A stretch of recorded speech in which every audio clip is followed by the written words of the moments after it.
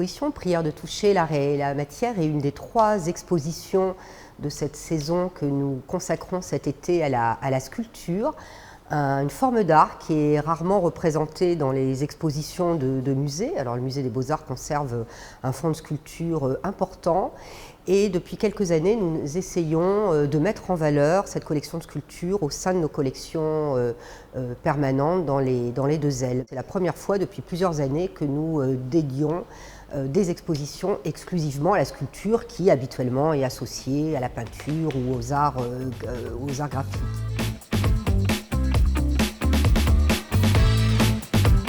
C'est le fruit d'un partenariat avec 5 musées français membres du réseau Frame. Frame, French American Museum Exchange. Et c'est le musée Fabre de Montpellier qui a initié ce projet en 2016 et ça a eu un tel succès que d'autres musées ont souhaité accueillir cette exposition qui effectivement itinère depuis cette date. Donc elle a déjà été présentée au musée des Beaux-Arts de Lyon, au musée des Beaux-Arts de Rouen, au palais des Beaux-Arts de Lille et nous sommes l'avant-dernière étape avant le musée d'art de Nantes.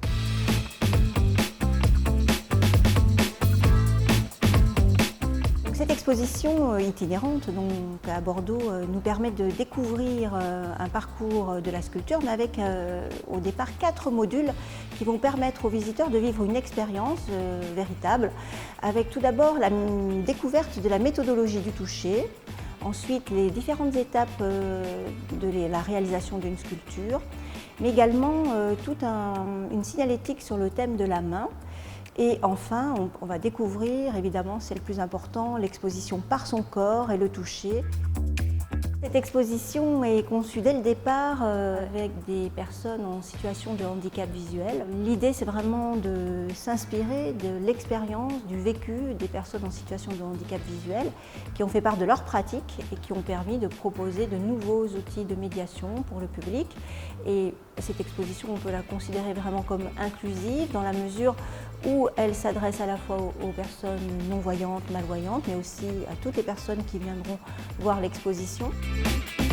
L'exposition a permis à Bordeaux aussi de faire travailler et de réfléchir en commun, en coopération, et de nombreuses associations sont venues en amont pour découvrir l'exposition afin de participer à différentes visites qui seront proposées au public. Il s'agit de nombreuses associations et notamment l'AFTC, Association des familles de traumatisés crâniens, France Alzheimer, de nombreuses associations qui se préoccupent des déficients visuels, notamment le GIHP, l'UNADEV, l'APIDV, mais également le centre hospitalier de Cadillac et l'IRSA. On peut aussi parler de cette association qui s'occupe de jeunes femmes en difficulté, l'association Marie de Luz. Donc tous ces partenaires sont venus pour préparer et proposer au public de bons moments justement de partage.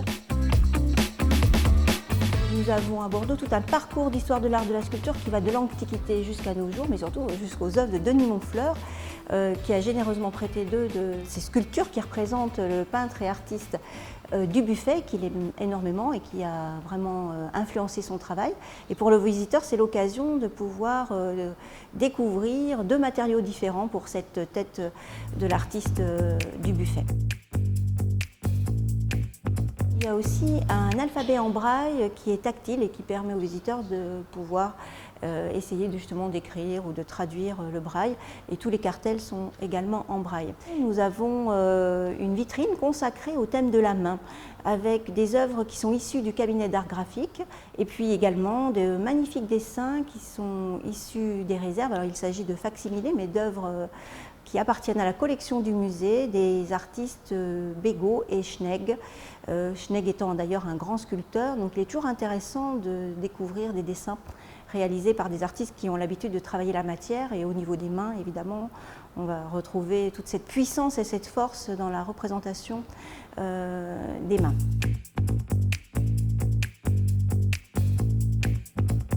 Le musée des Beaux-Arts de Bordeaux a choisi dans sa collection une magnifique sculpture de l'artiste Jean-Baptiste Carpeau.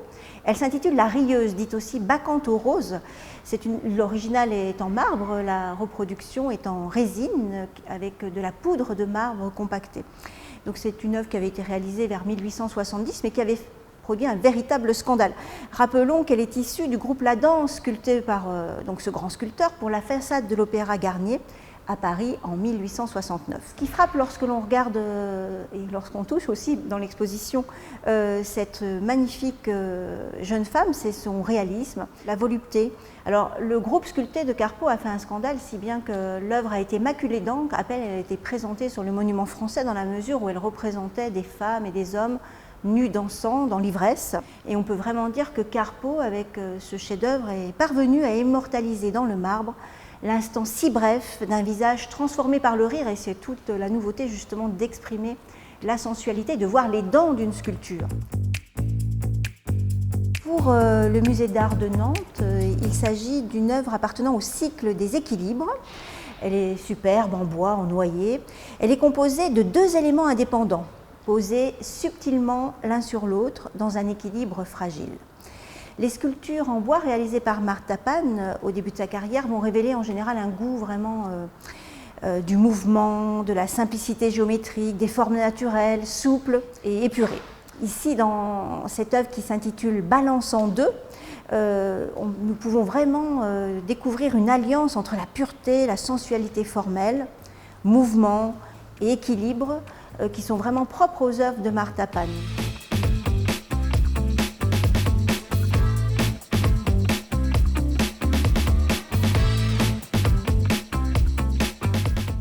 Dans l'exposition découvrir des œuvres de Jean-Antoine Oudon, un très grand sculpteur de l'époque des Lumières, et notamment 2 très belles sculptures qui représentent l'hiver ou la frileuse, et la deuxième est l'été. Ce sont 2 allégories des saisons. Le sujet est classique, mais on peut dire vraiment que ce sculpteur Oudon a surpris à l'époque par l'originalité des figures. De façon novatrice, l'hiver n'est pas du tout représenté par un vieil homme barbu, comme c'est le cas en général dans l'iconographie, mais là par une jeune fille presque nue, vêtue de son seul châle. L'été, quant à elle, s'éloigne du modèle antique de la déesse de l'agriculture. Ici, Cérès prend l'allure d'une jeune paysanne. L'été, paisible, le bras le long du corps, se tient droite, le regard vers l'extérieur. L'hiver se recroqueville, froissonnante, les bras repliés sur son buste. Cette posture lui a donné son surnom de la frileuse. Et les 2 œuvres ont été présentées dans de nombreuses expositions, mais elles ont aussi fait scandale, et notamment l'hiver au Salon de Paris avait étonné avec justement le côté dévêtu de la représentation. L'autre figure majeure de l'exposition, toujours de Jean-Antoine Oudon, est le Voltaire assis. Ce portrait est d'un réalisme saisissant. La posture, les mains, le visage, animés par des rites d'expression, et surtout le sourire et le regard, un regard pétillant qui montre vraiment un homme au corps fatigué, mais toujours à l'esprit vif.